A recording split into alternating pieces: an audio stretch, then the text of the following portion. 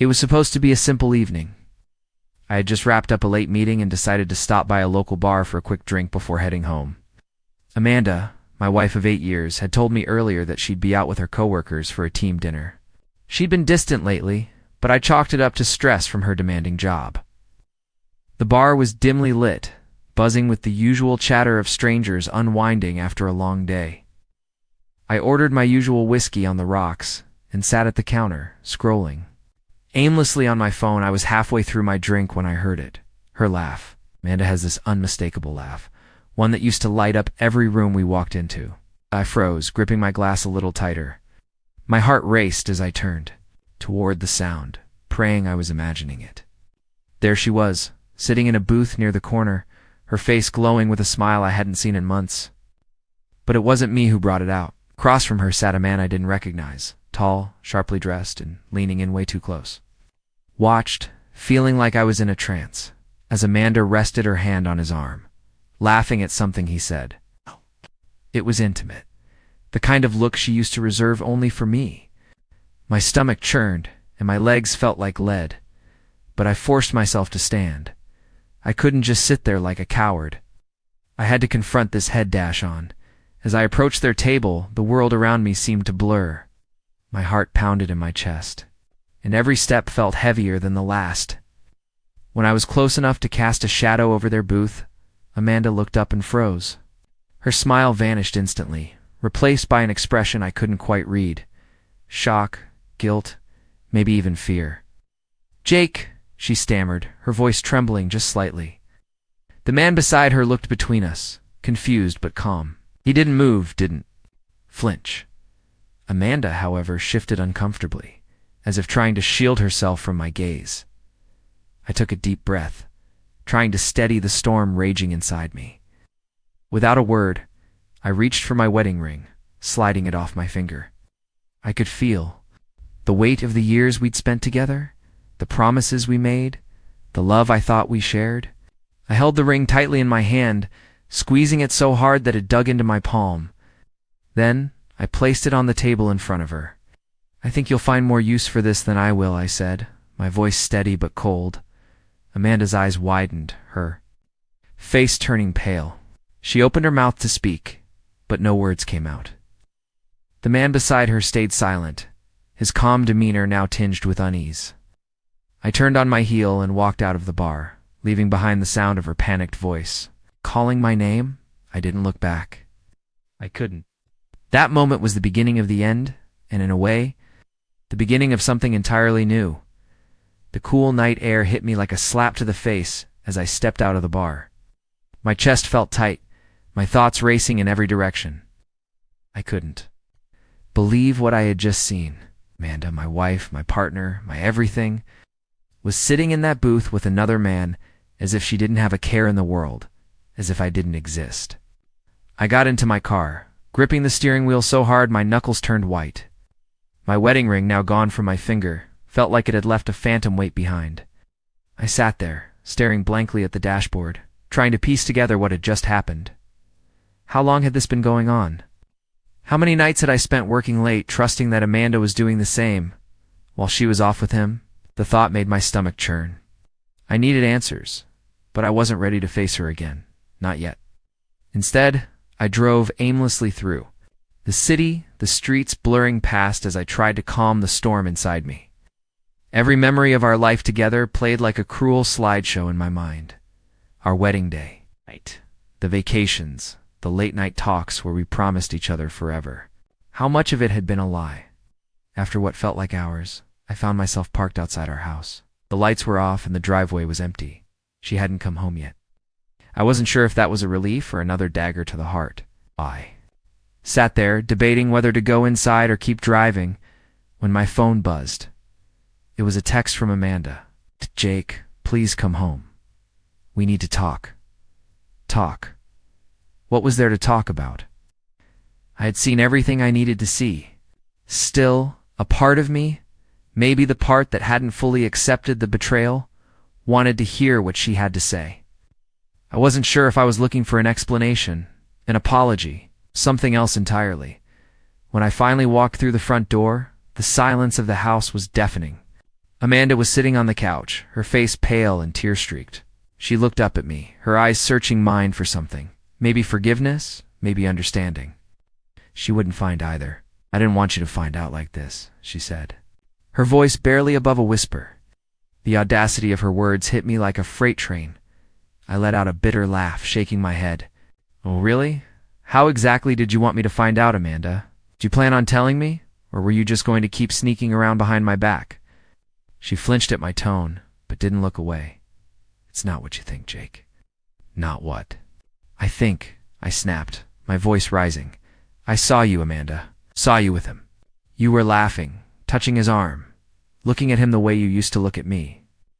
Don't insult my intelligence by pretending it was innocent." She opened her mouth to respond but hesitated, as if trying to choose her words carefully. Finally, she said, "It's complicated." "Complicated?" That word made my blood boil. "You're damn right it's complicated," I said, stepping closer. "You're my wife. You're supposed to be faithful, but instead, you're out there with another man while I'm here working my ass off to give us a good life. So tell me, Amanda, what's so complicated about that?" Her tears started flowing again, but I felt no sympathy. She had made her choices, and now she had to face the consequences. "I didn't mean for this to happen," she said, her voice cracking. It just happened. I was feeling lonely, and he was there, and—" "It stopped," I interrupted, holding up a hand. "I don't want to hear your excuses." "Feeling lonely? That's what you're going with? Do you have any idea how many nights I felt lonely because you've been distant, secretive, and cold?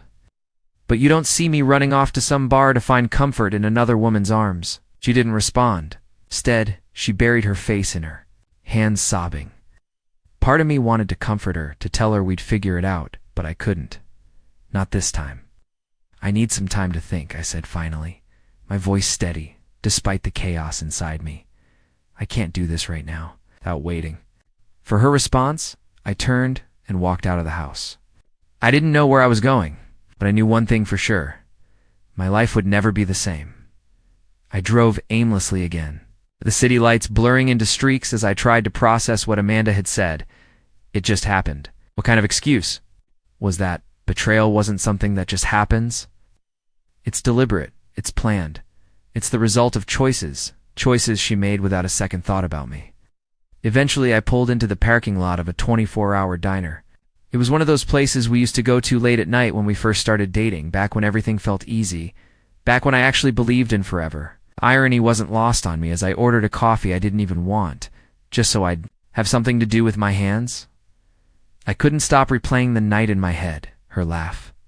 The way she looked at him, the way she looked at me when she saw me standing there, like she'd been caught but didn't regret it.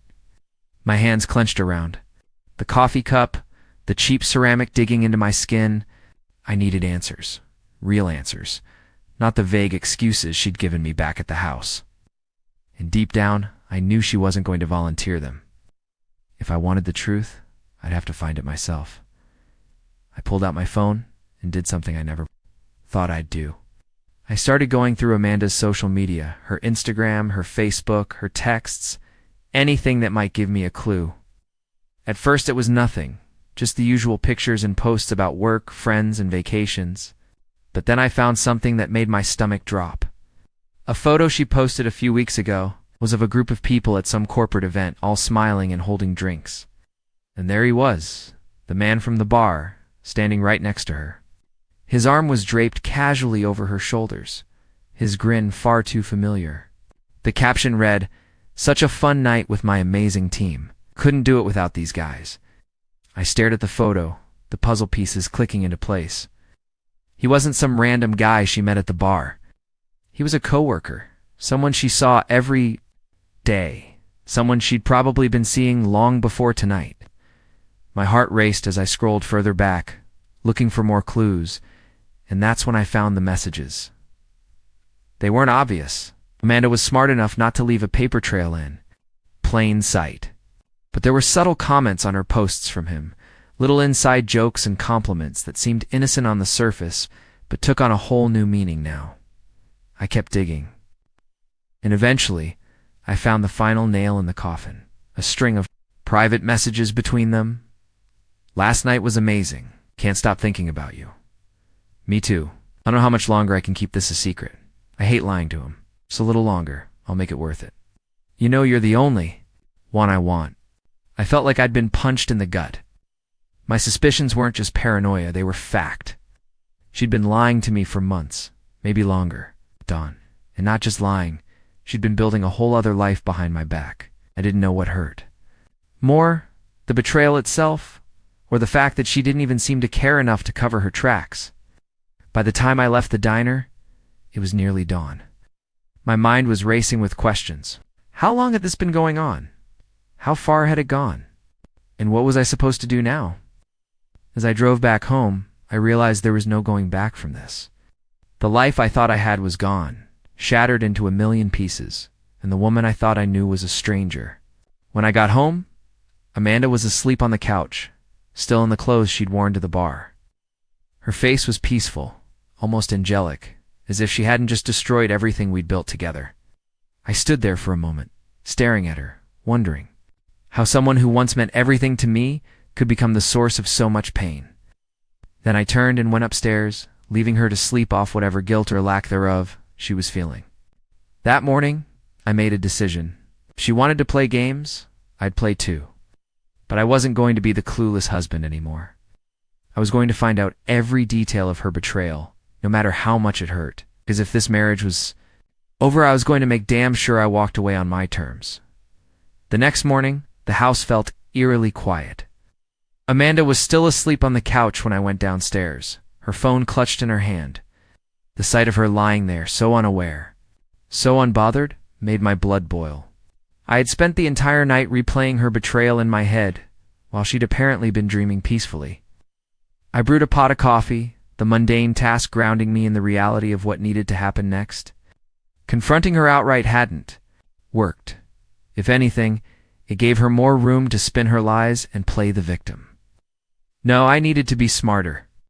If I wanted to truly understand how deep this betrayal ran, I had to approach it carefully, methodically. My first move was Amanda's phone. I'd never been the type to snoop before. I believed in trust, or at least I used to. But after last night, all bets were off. I waited until I heard her stir and head to the bathroom. Then I grabbed her phone and quickly entered the passcode. The messages confirmed what I already knew, but they also revealed something far worse. Excited for our weekend getaway? I've got everything planned. Can't wait to have you all to myself. Me too. I need this. Jake's been so distracted lately, he won't even notice I'm gone. I stared at the screen, my hands trembling. A weekend. Getaway. She had planned to disappear with this man, leaving me behind to play the fool. My mind raced with questions. Where were they going? When? And how had I missed all the signs? It didn't take long to find the answers. A quick scan of her calendar app revealed an entry for the upcoming weekend labeled work retreat. A lie, of course, but one I hadn't questioned until now. She had even booked a hotel room under her name. She wasn't just careless, she was brazen, as if she didn't think I'd ever catch on. But now I had everything I needed. I spent the next few hours gathering evidence. I downloaded her messages, took screenshots of her calendar, and even found the hotel reservation. By the time Amanda came downstairs, I had a folder full of proof. Proof of her betrayal, her lies, her utter disregard. For me, morning, she said casually, as if nothing had happened. Her tone was light, almost cheerful, and it made my skin crawl. Morning, I replied, forcing my voice to stay calm. I couldn't let her know what I'd found. Not yet, she poured herself a cup of coffee and sat across from me at the kitchen table, scrolling through her phone. I wondered if she was texting him right now, planning their little escape. The thought made my chest tighten, but I pushed it down. I needed to keep my cool if I wanted to pull this off. I was thinking, I said, breaking the silence, maybe we should do something together this weekend. It's the two of us. It feels like we haven't spent much time together lately. Amanda froze for a split second, her eyes flickering up to meet mine. It was subtle, but I caught it. She wasn't expecting that. This weekend? She asked, her voice carefully neutral. Yeah, I said, keeping my tone light. We could drive up to the cabin, get away from everything for a couple of days. What do you think? She hesitated, and I could almost see the gears turning in her head as she scrambled for an excuse. "I don't know, Jake. I've got that work retreat, remember? It's important, right?" I said, nodding as if I believed her, of course. "Maybe another time." The relief on her face was obvious, and it took everything in me not to lash out right then and there. But I held my tongue. This wasn't the time for confrontation. I had a plan now, and I was going to see it through.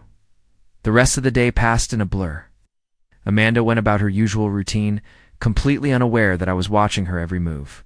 Every smile she gave me, every casual comment, felt like a knife twisting in my gut. That evening, when she went to bed early, claiming she was exhausted, I knew it was because she wanted to text him without me around. I waited until I heard her snoring softly, then slipped downstairs and pulled out the folder of evidence I had. Gathered tomorrow, I would take the next step. I wasn't just going to confront Amanda, I was going to expose her. But I needed to do it in a way that left no room for her lies, no space for her to manipulate the narrative. She thought she was clever, thought she could outsmart me. But she didn't realize that I wasn't the clueless husband she took me for. Not anymore. By the time the sun rose, I had a plan.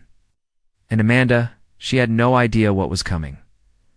The next morning I woke up with a clarity I hadn't felt in weeks. Amanda's betrayal had cut deep.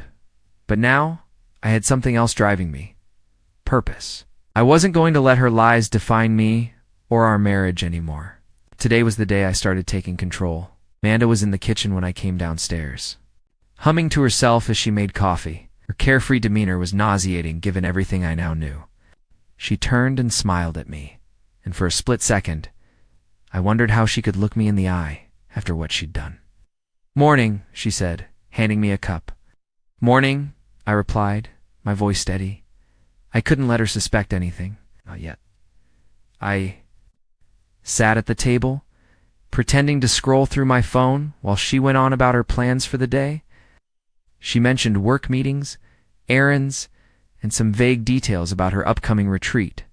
I nodded along, acting like the same oblivious husband she thought I was. But as soon as she left for work, I got to work. The first thing I did was call the hotel where she and her lover were planning to stay. I posed as Amanda's assistant, claiming I needed to confirm the reservation details. It was easier than I expected. The receptionist, clearly busy, rattled off the check-in time, room number, and even the amenities. They'd booked a luxury suite with a balcony view. How thoughtful of him. Next, I called my friend Marcus, who worked as a private investigator. I hadn't told anyone about Amanda's betrayal yet, not even my closest friends, but Marcus was someone I trusted implicitly. He didn't ask too many questions when I explained the situation, just told me he'd meet me later that day to go over my options. By the time Amanda came home that evening, I had everything in place. Marcus had agreed to follow her to the hotel and document everything. Photos, videos, timestamps. I wanted undeniable proof, not just for my own peace of mind, but for what I had planned next. "Hey, you're home early," she said as she walked through the door, her voice light and casual. "Yeah, I wrapped up work early today," I said, forcing a smile. "Thought I'd relax a bit." She nodded, tossing her bag onto the couch. "I'm starving. Want to order in tonight?" "Sure," I said, playing along. The thought of sharing a meal with her made me sick, but I needed to keep up appearances. We spent the evening like nothing was wrong, eating takeout, watching TV, and chatting about mundane things. She didn't suspect a thing, and it took every ounce of self-control not to confront her then and there. But I reminded myself that patience was key. When she finally went to bed, I stayed up, reviewing everything Marcus had sent me. He'd managed to pull up background information on the man she was seeing, a senior executive at her company. Of course, married with kids? Because why wouldn't he be? The hypocrisy was staggering. As I stared at the photos of them together, laughing, holding hands, looking like a couple without a care in the world, I felt something shift inside me. The sadness, the pain, the confusion, it was all still there, but it was overshadowed by something else now: determination. The next morning, Amanda left early for her work retreat. She kissed me on the cheek before she walked out the door, and I had to fight the urge to recoil. As soon as she was gone, I called Marcus and told him it was time. He followed her to the hotel, just as we planned, and kept me updated in real time. She just checked in. The guy's here too. Same room, just like you said. Get everything. I want this airtight. Don't worry, I've got it covered. While Marcus did his part, I focused on mine. I printed out every piece of evidence I had. The messages, the photos, the hotel reservation. I even wrote a letter to Amanda, detailing everything I knew and how I felt about it. It wasn't for her benefit. It was for mine. I needed her to know that I wasn't just some clueless, passive bystander in her twisted little game. By the time Marcus sent me the final set of photos, I was ready.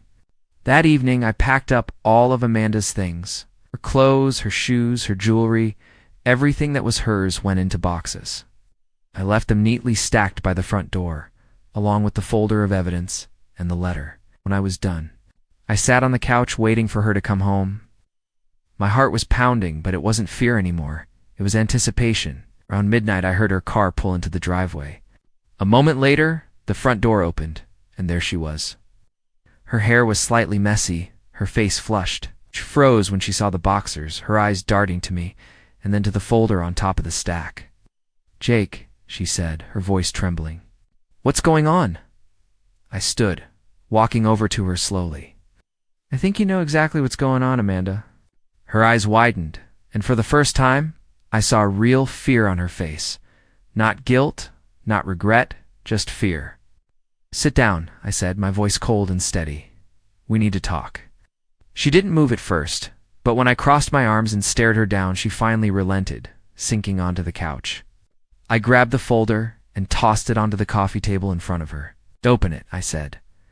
Her hands shook as she flipped it open, her face growing paler with each page she turned.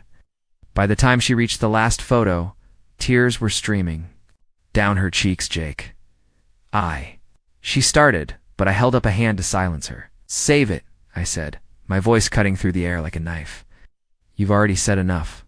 For the first time in weeks, I felt like I had the upper hand. I wasn't about to let it go. Amanda sat on the couch, clutching the folder like it was some kind of lifeline. Her face was pale, her eyes darting between me and the damning evidence in her hands. She opened her mouth to speak, but no sound came out. It was as if all the lies she'd been telling for months had suddenly run dry. I stood over her, my arms crossed, and waited. I wanted her to squirm, to feel the weight of what she'd done. No more excuses. No more playing dumb. "Start talking," I said finally, my voice calm but sharp enough to cut glass. "Jake, I don't even know where to begin," she stammered, tears spilling down her cheeks. "Try the truth," I shot back. "It's a good place to start. And don't waste. My time with it just happened.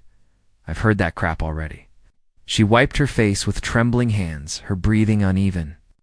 "I didn't mean for any of this to happen, I swear, Jake. It was just... things have been so hard between us lately, and I was feeling so alone." "Don't," I interrupted, my voice rising. "Don't you dare try to blame me for this. You had a choice, Amanda. You could have talked to me, worked through whatever hard things you think we were going through. Instead, you decided to crawl into bed with another man. That's on You. Her sobs grew louder, but I felt nothing. Oh. The tears didn't move me anymore. They weren't tears of regret. They were tears of being caught. "I never stopped loving you," she said, her voice barely above a whisper. I was stupid, Jake. I made a mistake." I laughed bitterly, shaking my head. "A mistake. Is that what we're calling it now? Mistakes are spilling coffee on the carpet or forgetting an anniversary. This was a calculated betrayal. You lied to me. You lied to my face while you were planning weekends away with him. That's not a mistake, Amanda. That's who you are." She flinched at my words, but I didn't care. I needed her to feel every ounce of pain she'd caused me. "I'll do whatever it takes to fix this," she said, her voice trembling. "Counseling, therapy, anything. I'll quit my job. I'll block him. I'll do whatever you want, Jake. Just don't throw us away." I stared at her, my jaw clenched so tightly it hurt. "You think I'm the one throwing us away? You already did that the moment you let him into your life, Amanda. You killed this marriage the second you decided I wasn't enough."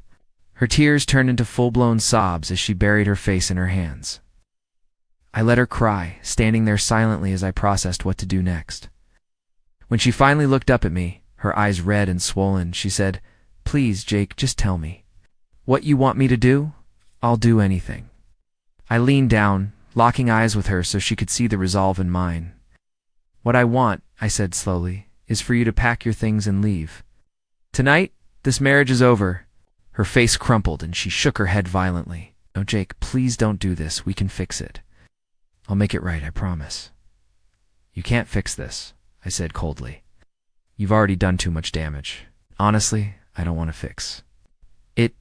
I don't want to spend the rest of my life wondering if you're lying to me again, wondering if you're sneaking around behind my back. I deserve better than that." Her sobs grew louder, but I stayed firm. This wasn't just about her betrayal. It was about reclaiming my dignity. "I've already packed your things," I said, motioning toward the boxes by the door. "You can take them and go wherever you want, but you're not staying here."